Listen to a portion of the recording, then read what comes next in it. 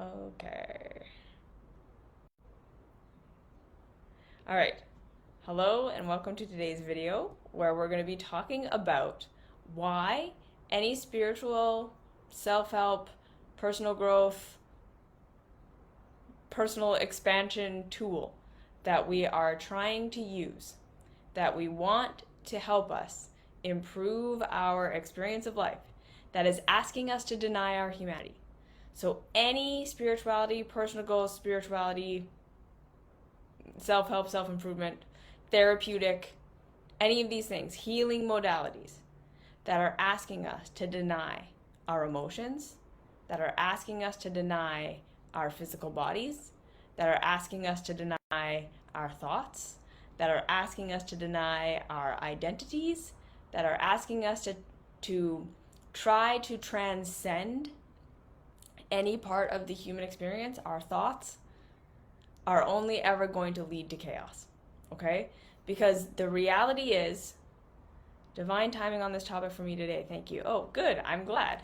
All right, because yes, the reality is, whatever we try to deny in this life, whatever we try to suppress, whatever we try to get rid of or transcend or overcome in a way where we are not dealing with it, but rather we are saying, okay, I'm just going to not identify with that anymore. I'm not going to engage in that anymore. I'm just going to get rid of this thing, is always going to come back harder and more shadowed than it ever was in the first place.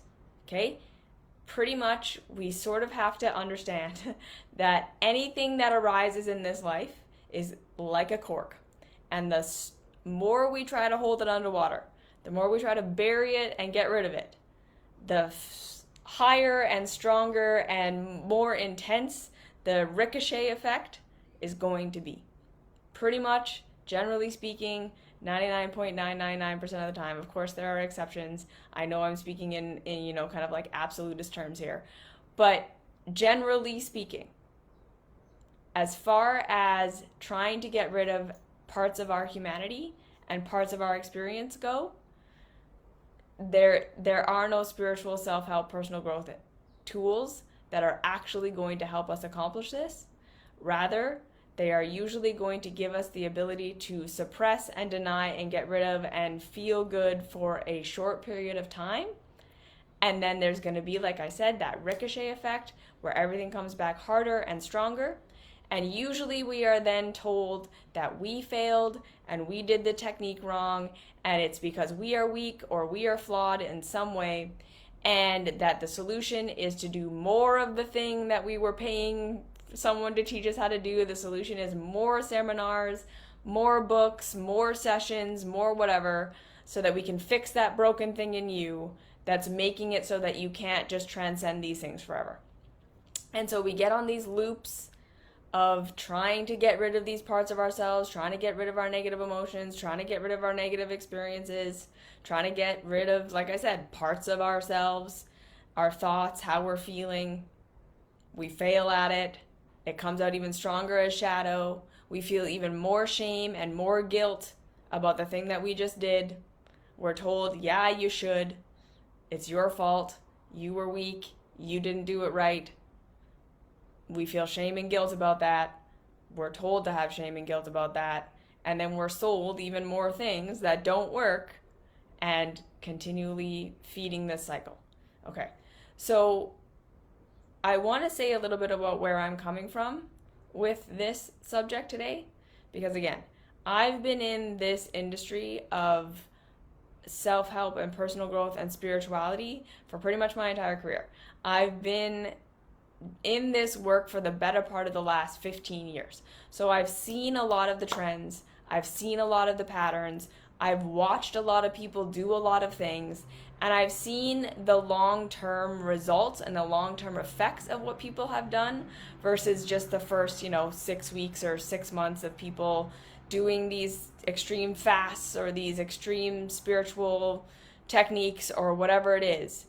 And I've witnessed just over and over and over and over and over and over and over again how these quick fix, I'm going to help you get rid of this pain, I'm going to help you transcend these parts of yourself, techniques and tools and systems and programs lead to that feeling of high in the beginning when you really feel like you're on it and you feel like you're getting rid of the thing and you feel like you're transcending your negative habits.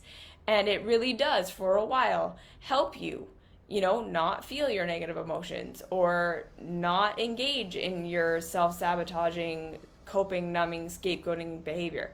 It helps you to feel like you can get rid of these parts of yourself that are immature or that are in pain or that don't understand what you went through or that are traumatized, and that you can just identify with these other parts and be in this awesome thing. Or you can be on the really extreme cleansing diet and you can feel like you're making all this progress and healing your body and all this stuff. And that usually lasts for 6 weeks to 6 months. I've seen it. People just really think, no, I've found the solution. This is it. I've gotten rid of that part of myself. It's no longer who I am. It's no longer a part of me. It's no longer part of my experience. And what I've always seen, like I have never once in my last 15 years of study on myself and others witnessed anyone be able to maintain or sustain that.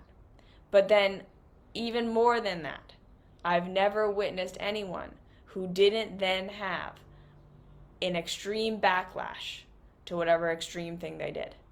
A crash, all their health symptoms coming back, not being able to maintain and sustain the suppression practice, and those parts of self, the negative emotions, the self-sabotaging behaviors, the coping, the numbing, coming back stronger than ever before.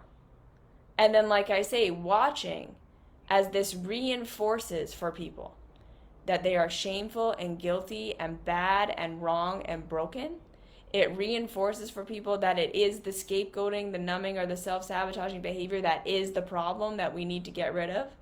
It reinforces for people that I was feeling good when I was suppressing these negative emotions, and now that they're back, it proves that they make me feel bad, so I just need to get rid of them, and that program worked, and it was just me that fell off of it, right? Because those short-term results give us this false sense of hope that it worked, we can get rid of it, we can transcend it, we can suppress it, and then that actually makes me feel better.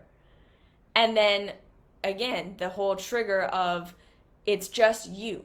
It's just your behavior that you were not in control of that caused the thing to come back. So now you need to get back in control of your behavior and you will fix everything again. Because that, again, my pain is coming from my internal behavior. That storyline that we really want to believe. If I just perfect my behavior, everything in my life will be perfect. The only reason I am in pain is because I'm not doing the right behaviors. That is a storyline from our childhoods. That is how we perceived reality to be in our childhood. That caregivers were our source of everything. And therefore, and the only reason they were going to provide for us or not provide for us, the only reason they were going to care for us or not care for us, the only reason we were going to be in pain because they weren't going to meet our needs, or we were going to have pleasure because they were going to meet our needs, from our perception, was because of our behavior. We did not have the capacity to understand that our caregivers were separate beings from us, that they had their reasons for doing what they were doing, that they could be overwhelmed, that they could be stressed, that they could not have the resources, that they could not have the access, and that their reactions to us could have had literally nothing to do with us. We couldn't perceive that. All we could perceive was they have access to everything. The only reason they do or they don't give it to me is based on my behavior. Okay? So then we grow up into adulthood and we continue to believe that the only reason we're experiencing and feeling what we are is because of our behavior and how it's making other people respond and react to us. Yeah? So this narrative that we can fix our lives, we can make everything perfect, we can get to a place where there's no more pain and only pleasure by fixing our internal state enough. Yes? That's a narrative we want to believe. That's a narrative we tend to believe. That's a narrative that pretty much matches what all of us believe to be what reality is, unless we have done the deep work of kind of deprogramming from that childhood perspective. Yeah? So these teachers and gurus and guides who continually tell us, yes, this is what it is. If you can just control your negative emotions, if you can just control your self-sabotage, your coping, your numbing, your scapegoating, if you can just control your body, if you can just control your thoughts, if you can just get rid of these negative parts of yourself that are holding you back, you will have the perfect life. You will have happiness. You will transcend pain. You can get to a point where you're literally superhuman and you no longer feel grief and you no longer feel shame and you no longer feel guilt and you no longer feel sad and you no longer feel lost and you no longer feel vulnerable to the hard things of life because you improved yourself or spiritualized yourself enough or cleansed yourself enough to get rid of all of that. And like, why would we not want to believe that? Why would we not want to believe that there is a way to escape pain forever and to be in pleasure forever that completely and fully matches our worldview of if I just shift my own behavior enough, I will be able to create a perfect life? Yeah? That if I control myself enough, that is the answer. Because that's the one thing I feel I have control over. Yes? If it means, if true life and true happiness has anything to do with having to admit that I'm not completely in control of my life, that there are external things that are always going to have an impact on me, if I have to admit that there is no transcendence of suffering, but rather we just learn how to navigate it and we learn tools to work through it, a lot of us don't want to hear that. We don't want to believe that. We don't want to accept that. Because again, a lot of us have a perception that happiness is only available when there is perfection. A lot of us really believe that until we have gotten rid of all of our negative emotions, until we are at a place where pain is never going to exist again, we can't be fully happy and we can't be free and we can't enjoy this life. Because pain is inevitable and it's going to keep coming. So we've been trained to continually look for a way to permanently escape pain, thinking this is going to lead us to happiness, when in real reality, it leads us to more and more and more and more and more pain. Okay? So I'm coming from a place of having witnessed this over and over and over and over and over again. And this is the reason I actually started the mystery school. Because I was deep in the spirituality and also the cleansing world at the time when I started the mystery school. And I was just watching people continually believe that they were going to cleanse and fast their way into a perfect body that never had symptoms ever again, that never burped ever again. But more than that, there was this deep underlying desire you could tell in pretty much everyone, that this perfecting of the body and this cleansing of the body was going to lead to like an enlightened state where you just never experience a negative emotion and never have an incorrect thought and never are rejected and never are misunderstood and never have pain ever again.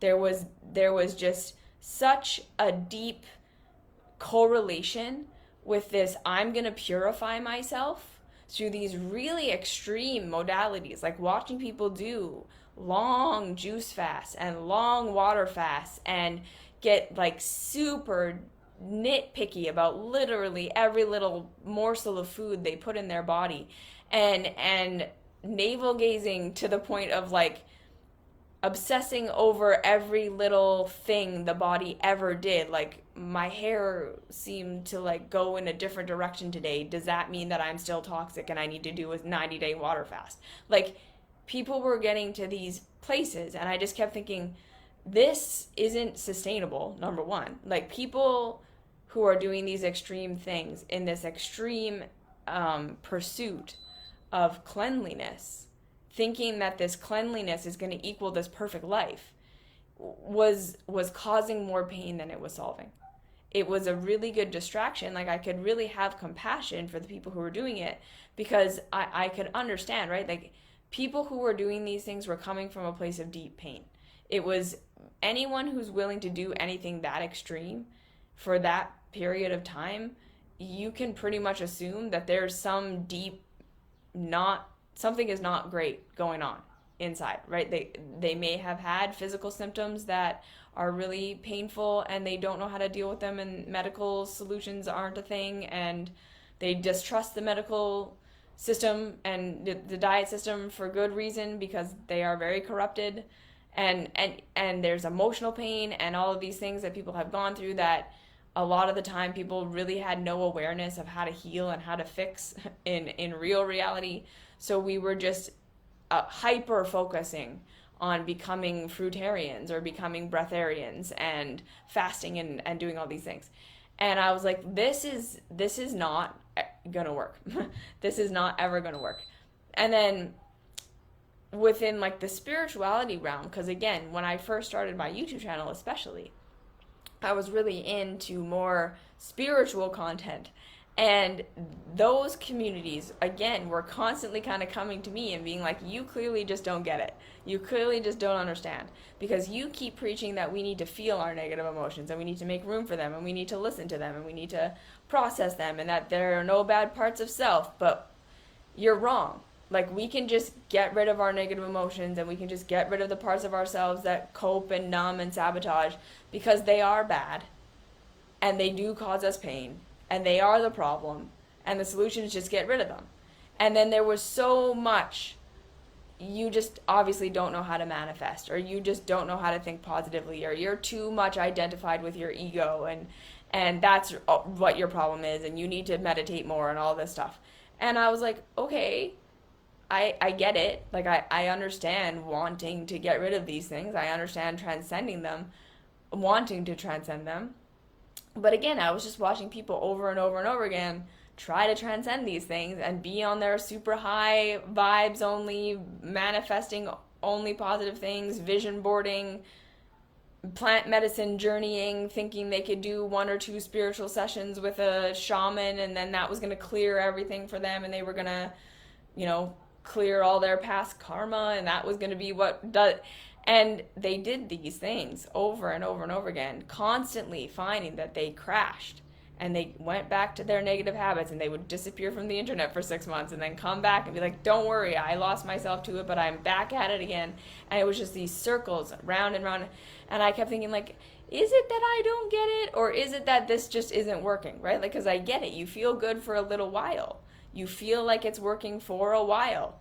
But then you always fall off. And I don't think it's just because you're weak-willed. Like, if it really worked, if what you're saying was true, if we could transcend and if we could escape, why isn't it working?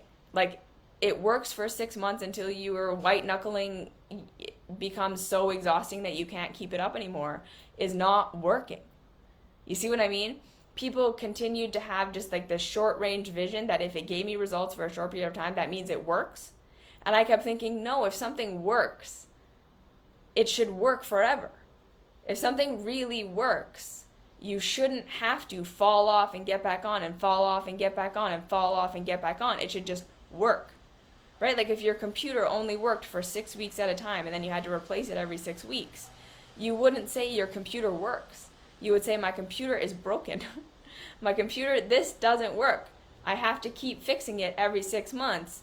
It doesn't work. And yet with our spirituality, personal growth, self-help tools, we kept doing that. We would white knuckle for 6 months and everyone would get results until they couldn't anymore, and then it would stop working. But again, everyone would be convinced that the reason it stopped working was because you failed at continuing to do it. And that's the problem. And I was always just saying, but why do you keep failing to continue to do it? Why is it that you couldn't keep doing it? And they were like, well, it's just my ego and my weakness. And it, again, right, it was just this self-terminating loop over and over and over again of people just not seeing, like, no, if a tool or a technique works, it should be something you're able to stick to. If a tool or a technique works, It should not be something that you have to put so much effort into that eventually you're going to lose your willpower, and whatever you were suppressing and running away from is going to pop to the surface. So like I said, this is why I created the mystery school. Because I saw over and over and over again that this quick fix, I'm going to get rid of these parts of myself, I'm going to deny this, and I'm going to try and transcend it stuff never worked. And it didn't get anyone anywhere.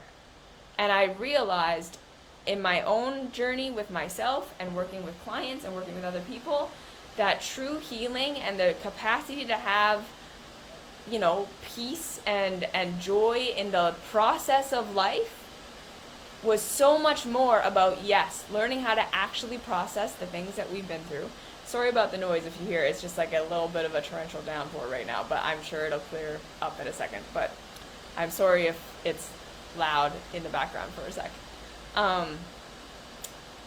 That we needed real tools for facing the darkness that we've been through. And really understanding that the pain that we're in today, and the self-sabotage and the coping and the numbing and the scapegoating and the ways of life that we're living, these habits that we have that cause us pain, come from somewhere. So that was the first thing that I kept seeing that everyone wasn't understanding. Everyone was still operating from this kind of paradigm that the only reason we have these negative habits or these negative emotions or these negative parts of self that seem to hold us back from having the life of pleasure we want to have was no reason. That they're just bad, that they're just these things we need to get rid of, that we all just arrived in our adulthoods perfectly pure and perfectly clean and perfectly awesome, and then just decided to make bad choices. And to me, it was very obvious that, no, none of us are just choosing to fuck ourselves over. None of us are choosing to just have a bad attitude. None of us are just choosing to have negative emotions or negative thoughts or parts of ourselves that sabotage our capacity to move forward. We're not just choosing that. We're not just doing that to fuck ourselves over. And it's not that it's just arising out of nowhere like a demon or something that we have to exorcise from ourselves. It was clear, to me anyways, that all of this had a history, that all of us had a history, and that all of us were doing the best that we could to try to survive with the information and the systems that we'd been in and the traumas we had experienced and everything, our perceptions and all of this was dictating how we were living our lives now. And that if we didn't deal with all of that stuff, we were never going to figure out why we were doing what we were doing right now. And we were never going to figure out new ways of being. Because, again, to me, it was like if you don't address the root cause, if you don't get at why you're doing what you're doing, you're going to keep doing it.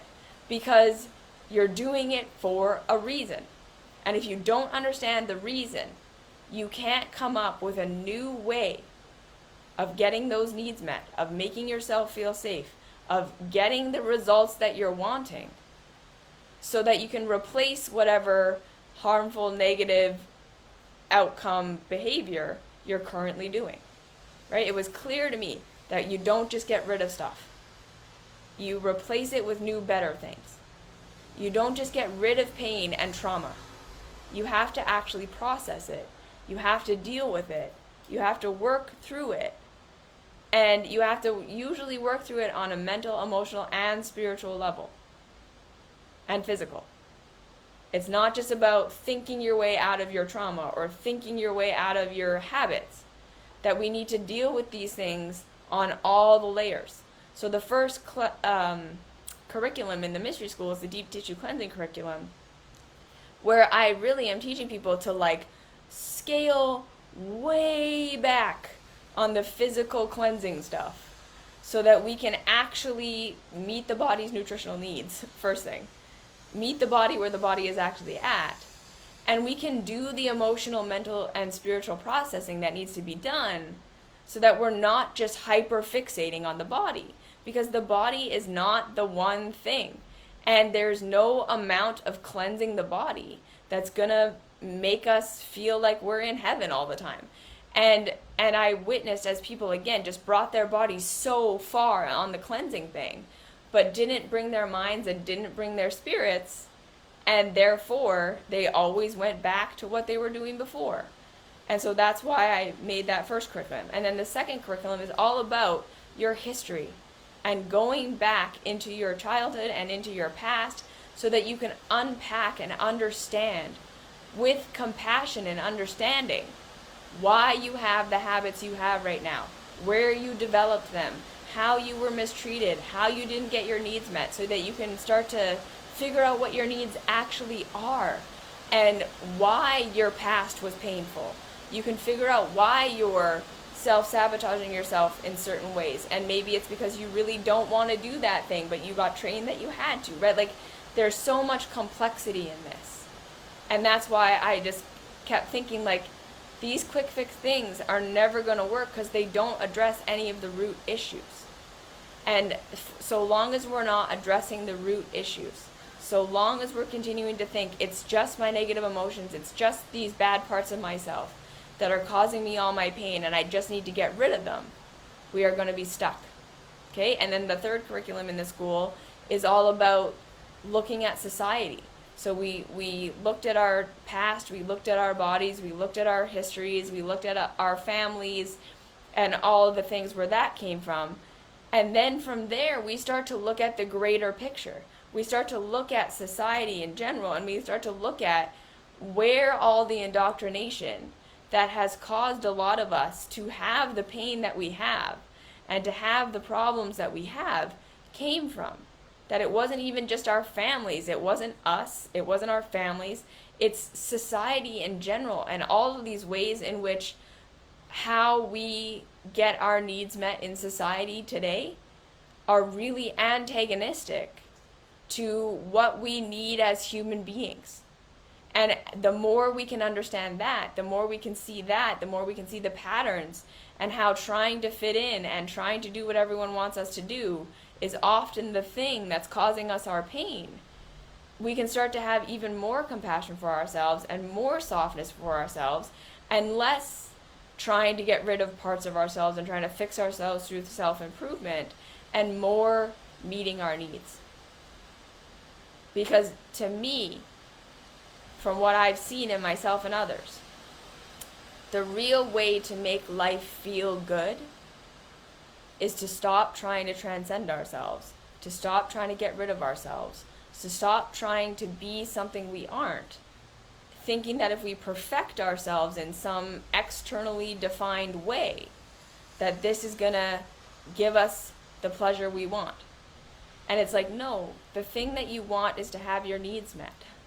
The thing that you want as a living, breathing, biological organism is to understand what your needs are so that you can meet them in real reality, because that is what causes pleasure.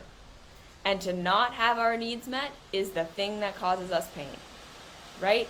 So even just this perception that it is my coping mechanism that causes me pain. It's my self-sabotage that causes me pain. It's my negative emotions that cause me pain. It's like, no, all of these things are a response to the stimuli of not having your needs met, of not feeling safe, of not feeling like you're gonna get your needs met, of some sort of trauma or impact or injury, of some sort of misalignment in the brain chemistry sometimes. It's not a result. These things are not the cause of our pain. These things are the response to our pain. They're the response to what's causing us pain. And this is why I say again, trying to get rid of the cause, or trying to get rid of the response isn't the solution. So from my perspective, what I've seen, anyone who's trying to get rid of their negative emotions, anyone who's trying to cleanse their body into perfection, anyone who's trying to get rid of a part of themselves that they perceive to be wrong, bad, shameful, the cause of their pain, anyone trying to get rid of their thoughts or the way that their mind works or any of these things.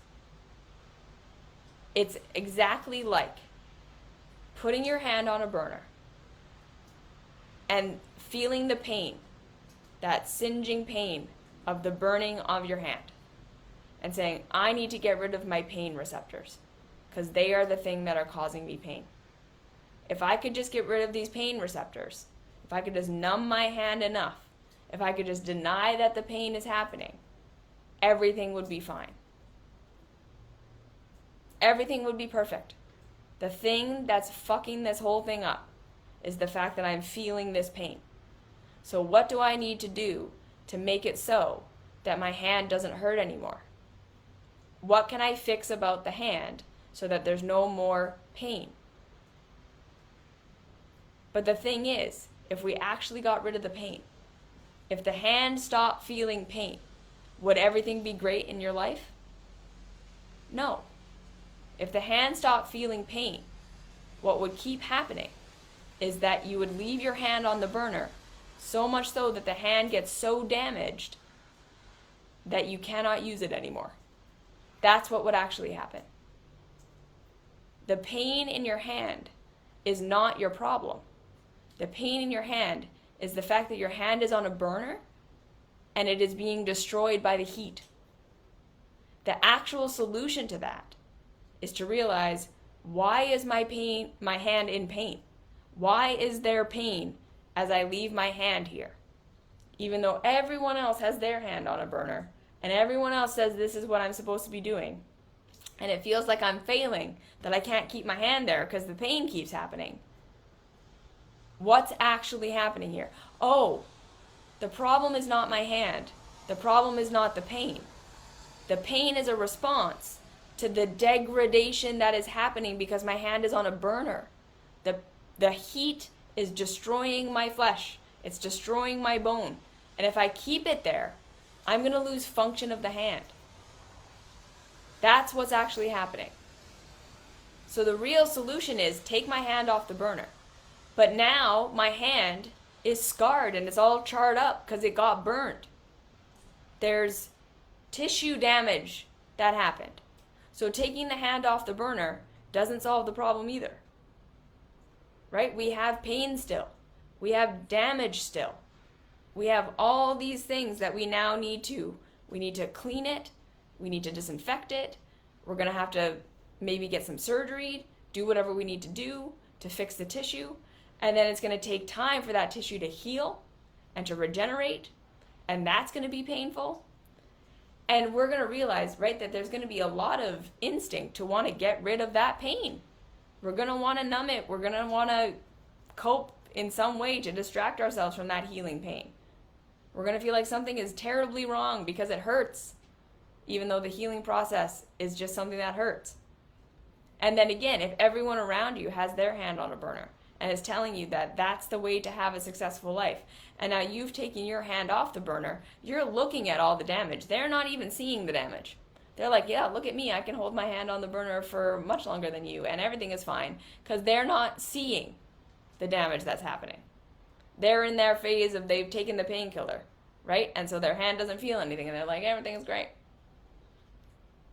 And it looks like you are doing much worse, because your hand, you can see the damage. You took it off. You're feeling the pain, right? So then all the people are going to tell you, you're doing it wrong. Because look, we're all fine. We're all taking painkillers, and we're all keeping our hand on the burner like everyone else, and so that's great. And you are all messed up, and you have all this pain, and everything's so it is clear that you just don't get it. You're not doing it right. But eventually, your hand is going to heal. And then you have 2 functioning hands. You took your hand off the burner. You did the hard work of letting it heal. You got judged and everyone told you were shitty. But now, on the other side of that, you have 2 functioning hands. And you can now walk through the rest of your life knowing that there are going to be times where you're going to put your hand somewhere and it's going to be hot. That's an inevitable part of life. life is going to be filled with burners. But you now understand how to quickly remove your hand instead of keeping it there. And you know how to heal the damage. So you may not have been able to transcend into a life where there's no more burner. But you now have the tools, the skill, the understanding, the know-how, that when you get burned in the future, which is something that may or may not happen, but probably is going to, you have the tools to deal with it. You're not going to be so afraid and crippled you're not going to be so afraid and I understand we don't want to use that word anymore, crippled. Sorry. You're not going to be so immobilized by the fear of negative experiences because you've seen your way through a healing process that has shown you that you can get through pain, that it doesn't last forever, and that there are tools and there are ways of dealing with these things, that you can enjoy your life for all the time in between times of being burned. And that when you get burned, you have the tools to deal with it, and then you can move on. And it's not about, I can't be happy and I can't have a good life until I can promise that I'll never be burned again. And you don't need that because you have tools to deal with your vulnerability. So hopefully that metaphor translates well to what I'm trying to talk about here. In real reality, we are all walking around right now with our hands on the burner. We all have that damage. Because none of us grew up in perfect childhoods or in a perfect society or in a perfect world where we didn't get hurt, where we didn't get false perceptions, where we weren't told things about ourselves that aren't true, where we didn't ever go without having our needs met, right? All of us come into adulthood not fully understanding ourselves, not fully understanding how the world works, not fully understanding what we need or what we want, not fully understanding how to get needs met, feeling afraid that we're going to be rejected, still stuck in the childhood perspective that if we're not fully loved and fully understood and fully approved of by everyone else, and we're not validated in our experience by everyone else, that it doesn't count and that we're not going to be safe, right? We haven't been able to grow into the adult perspective that it's not acceptance anymore that is the key to everything we want, but rather it's understanding what we actually want and what we actually need and processing it. And most of us never, again, were trained how to deal with our emotions, how to deal with our thoughts, how to actually process loss and grief and not knowing what we want to do with our lives, or feeling like what everyone wants us to do is not the thing we want to be doing, and all of this stuff. We all come to our adulthoods with this. So we all come to our adulthoods with chaos and mess and pain in our lives. And then we all have ways that we cope with that. We all have ways that we sabotage ourselves. We all have ways that we numb and that we stimulate and that we run and that we people please and we're codependent and all of these things. And none of that, should be shameful. None of that should be shameful. Because it isn't shameful. It's how you're doing your best to cope with life the way you understand it. And if we can't start from that understanding, that there's nothing wrong with you, that your self-sabotage, your coping, your scapegoating, your numbing is never just a bad part of yourself that's trying to kill you.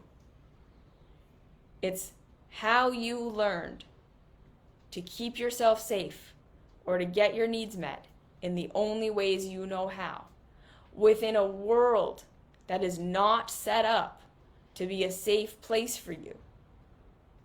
When we can finally understand that that is the root of everything, we can start to see we should not and do not need to have shame. But again, it can be very, very difficult to accept that it's not about having shame about these parts and then doing our best to get rid of them. Because, again, from our perception, That's how we have hope that there's a happy future. We may not be able to admit that to ourselves. We may not be conscious of that. But again, because of how we were raised in our childhoods, to believe that heaven is possible on earth, because that's what we're wanting. I'm going to perfect myself, and in perfecting myself, that means I'm going to get all of my needs met. Because that's how we perceived it in childhood. Caregivers have access to everything. They are God. And if I just am approved of by them enough, they will always meet my needs. And then I will have heaven forever. And the only reason that they don't meet my needs is because I'm not behaving correctly. So if I just control my behavior enough, if I control myself enough, they will one day provide me with all the love and approval and validation, and then I will never have pain again. That is what we perceived reality to be. So we're still operating from that paradigm in our adulthoods. There's just something wrong with me, something wrong with my behavior, I'm doing something wrong, and this is why I'm not getting the pleasure results that I want. But don't worry, because I can fix it by fixing myself. And then spirituality, self-help, personal growth, self-improvement all come in and says, yes, that's it. There's a shitty, bad, wrong part of yourself that's blocking you from being blessed and getting the love that you want. That's what it all boils down to. And I will teach you how to get rid of that. I will teach you how to transcend it. I will teach you how to fix it so that you will be perfect in the eyes of your caregivers, in the eyes of society, in the eyes of God, in the eyes of whatever we've deemed to be the thing, that if we are perfect for this thing, they are going to meet all of our needs and give us everything that we want. That's what we're doing.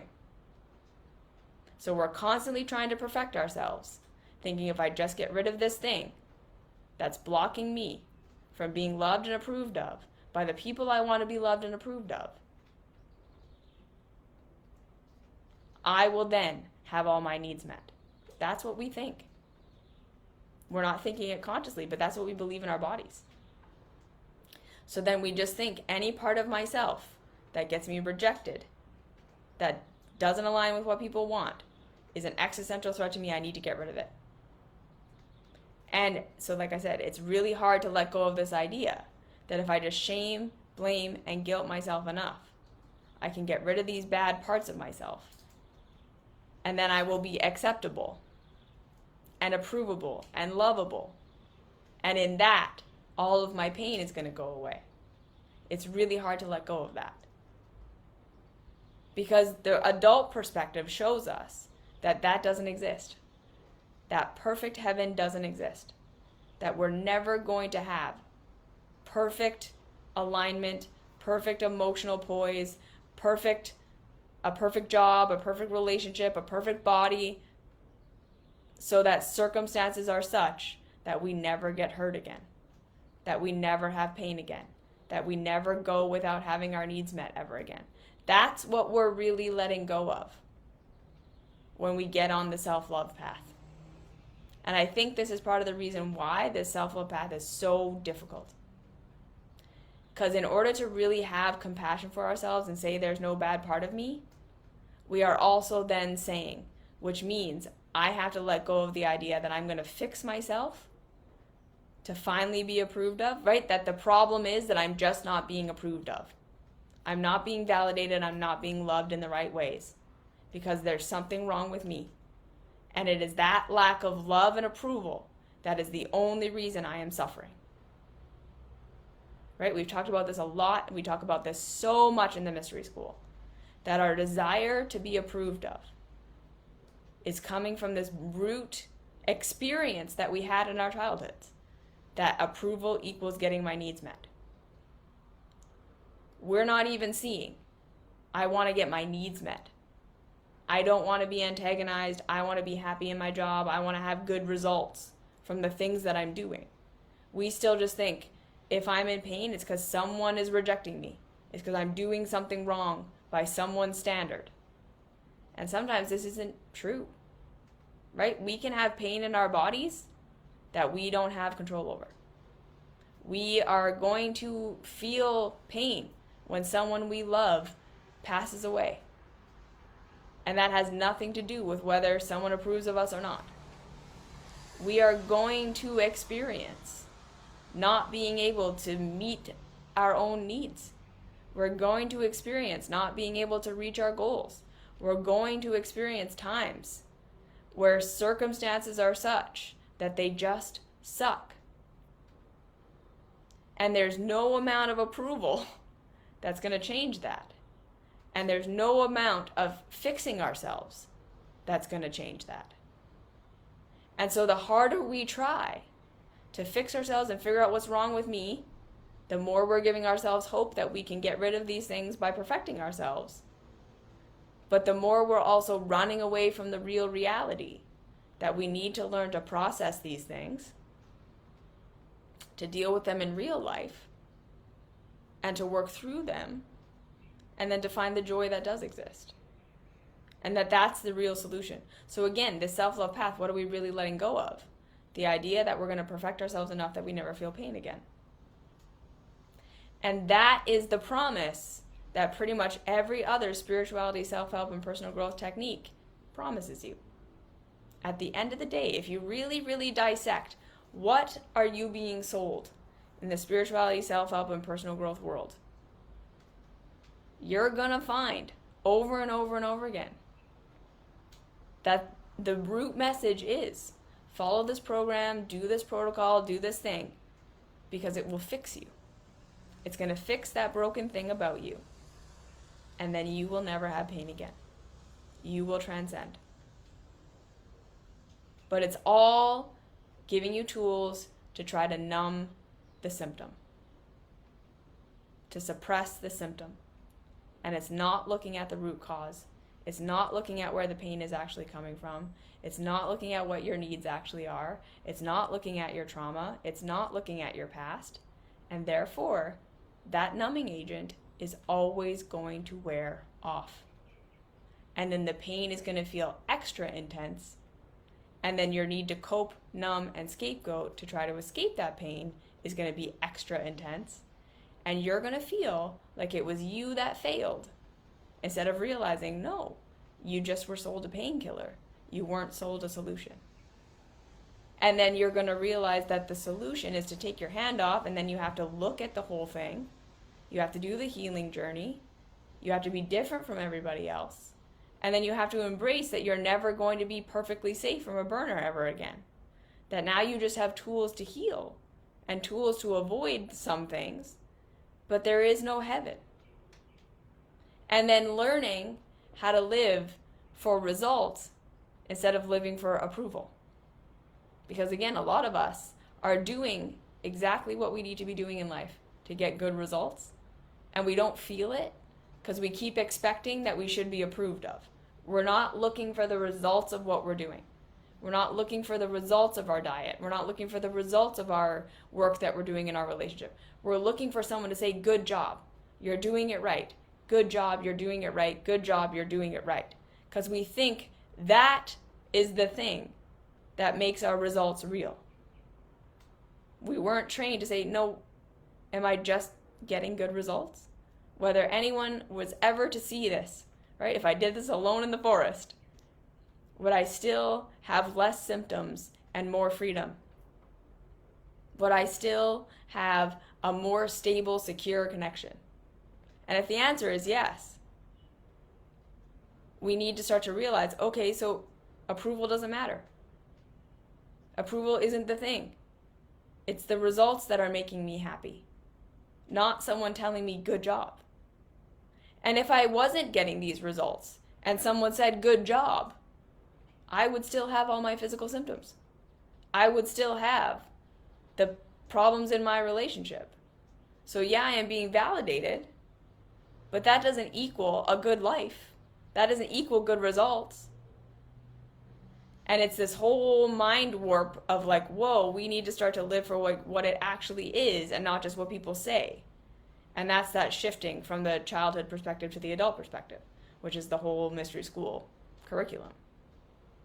and the self-love work that I put out on YouTube and all of this. It's hard coming into the adult perspective where we learn to live for results, not for approval.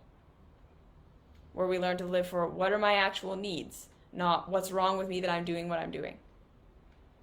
Where we look for where did these parts of myself learn that this was the only way to get my needs met, not how do I stop myself. Where we learn to look for the actual root cause of pain and not just try to get rid of the symptom. That is the actual process. That is what actually gives us freedom in this life. That is what actually gives us happiness in this life. And again, it doesn't equal perfection.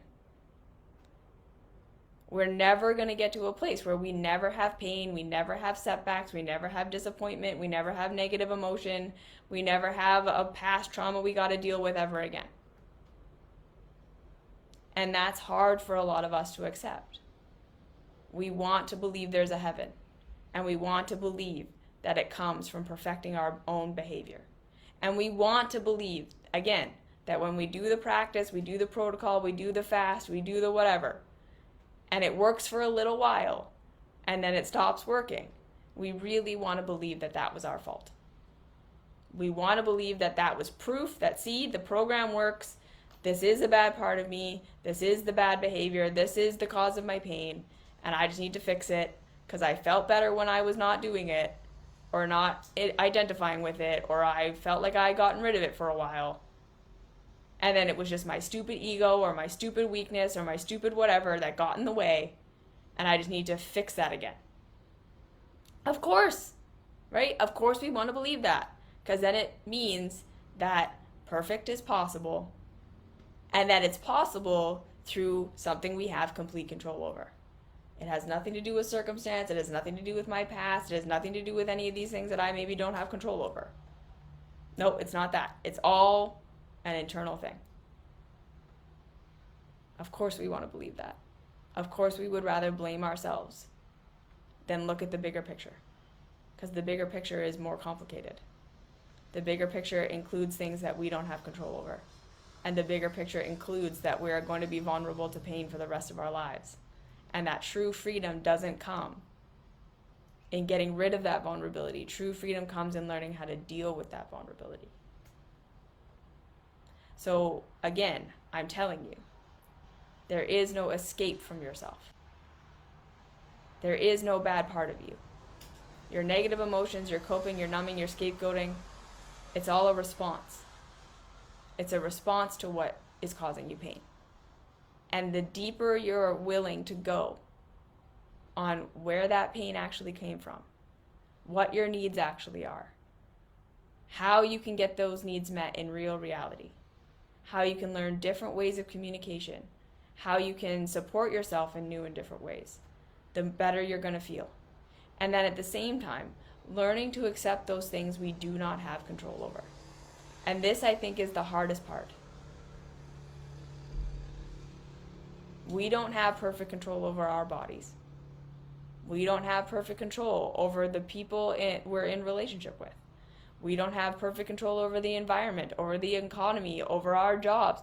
We do not ever have perfect control in a way that can get rid of all human vulnerability.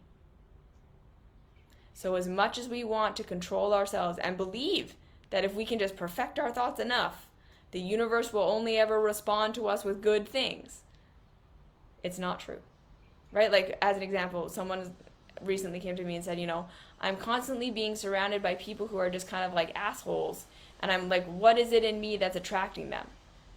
And I'm like, the thing in you that's attracting them is the fact that you live in a world where most people are trained from birth to deny their human empathy, to be in competition with one another, and to be rude and in survival mode.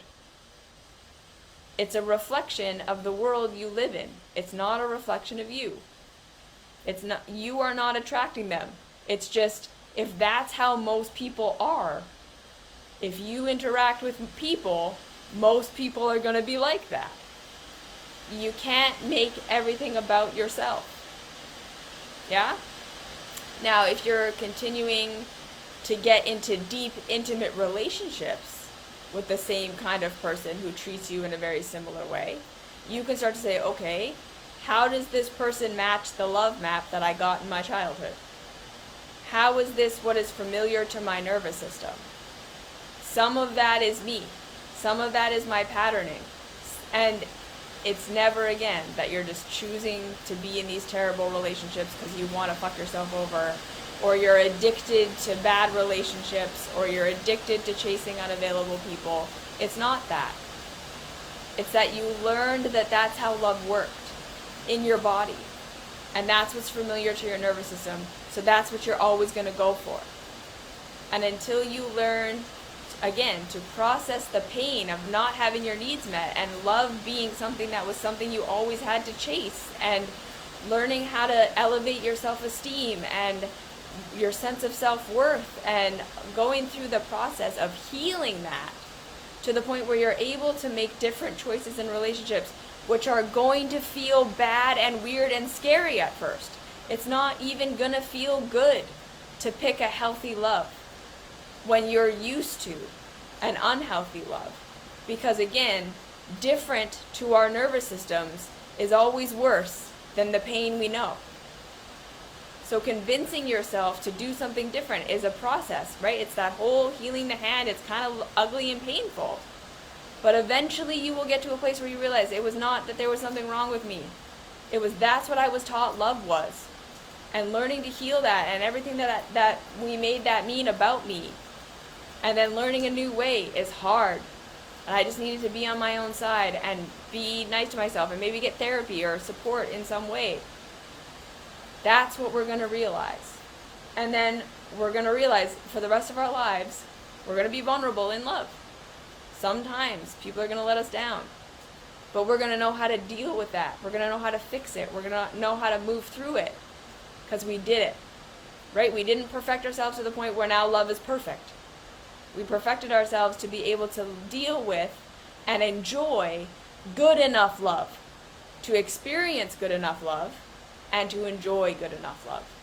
That's the actual process. So you're not just getting rid of the part of yourself that is attracted to unavailable people. Because you're not going to get rid of that part. That part is always going to be in the driver's seat until you process and mature that part. The negative emotion is always going to be there until you deal with the root. Why are you feeling that way? Is it a brain chemistry thing? Some people are depressed and they need medication.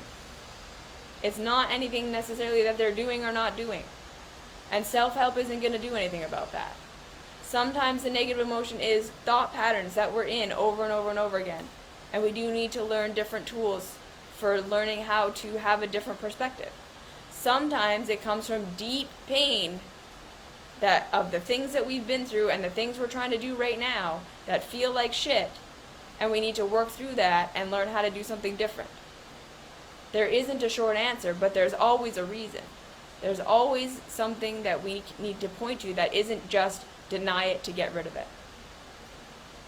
Everything that exists for a reason. So we can't just deny it and think it's going to go away.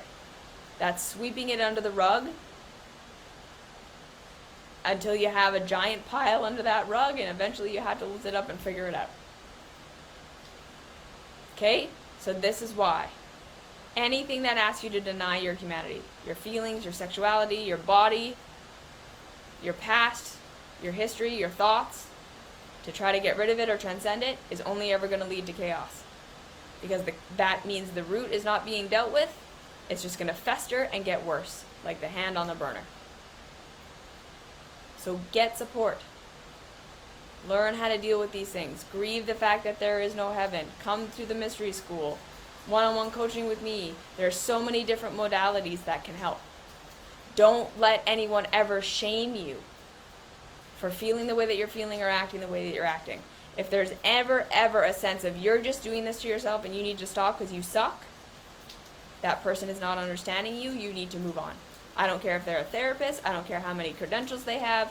If anyone is telling you you're just doing this because you're just terrible, they don't get it. Any spiritual technique that's telling you to just transcend it doesn't get it. It's not true. It's not reality. It's not you that failed. Sure, healing does require discipline, and we do need to be consistent. But again, if it's something we literally can't do without all of our willpower, it's not working. There should be a capacity to do it on a regular basis without having to kill yourself. Okay? Okay, so if you have any questions, comments, concerns, please leave those below. I love hearing from you. Let me know what you think. Thank you for being here. Thank you for listening. You're great. You're awesome. You're wonderful. There's a cause of everything, and it's not that you're just not good enough. You're an adult who has needs and who has a past and who has things you've been through and who lives in a society that's not set up for you. It's complex.